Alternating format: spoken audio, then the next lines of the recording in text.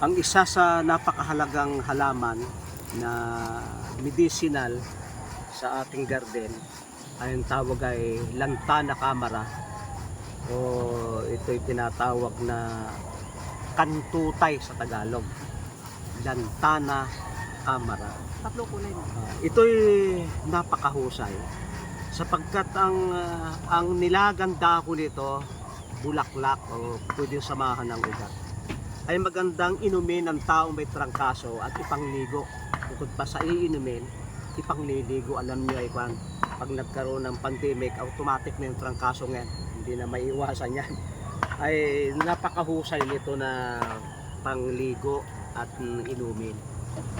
Na kapag may mga measles, mga bulutong tubig, chicken pox, ito yung inililigo, inihahaplas.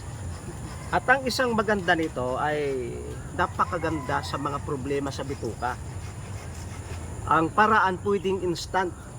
Pwedeng kumuha kayo ng dahon, lagyan ng kaunting asin at nguyain at lunukin ng unti-unti. Sige, Mami. Alin ang kakainin?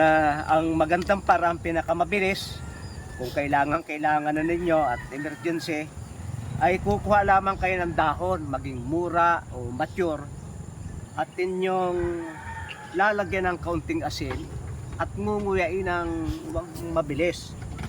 Ang purpose ay para unti-unti ding ma-release yung juice at na laging makuha yung lalamunan.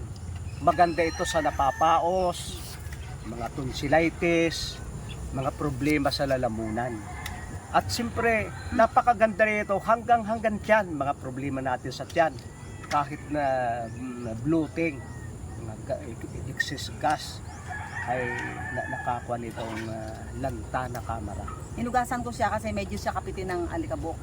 Kaya siya ay... Hindi katulad nung mga okra, hindi ganong pinakapitan. Hinugasan ko. At alam niyo yung lasa niya? Ano lasa? Malapit kasi sa bayabas. Parang hinog na bayabas. Ang sarap. Parang hinog na bayabas pala. Dami kasi meron siyang... Parang masarap eh. Kasi kaya... ito kayang itong dahon talaga. Hindi mapait, ano? Hindi mapait. Yun lang amoy niya, parang meron nga talagang amoy na masangsang. Pero ang lasa niya, at alam ba nyo pag masakit ang hindi ulo? mapakla. Pag masakit ang ulo, ito ay dinadarang sa langis at itinatapal yan sa sentido o sa noo. Kakatanggal ng sakit ng ulo. Ito kayang bulaklak. Sa may problemang namamaho ang paa, titiktikin niyo yan. Bibili kayo ng buta, yung pang sinusuot sa putikan, at yung katas na may kaunting tubig, ilalagay niyo doon para laging basa yung inyong paa, sapagkat ito may anti-fungal, antibacterial. Napakahusay ng dahon nito. Mayroon siyang amoy na amoy gamot. Meron siya, pero yung lasa niya masarap sa akin eh, meron tamis.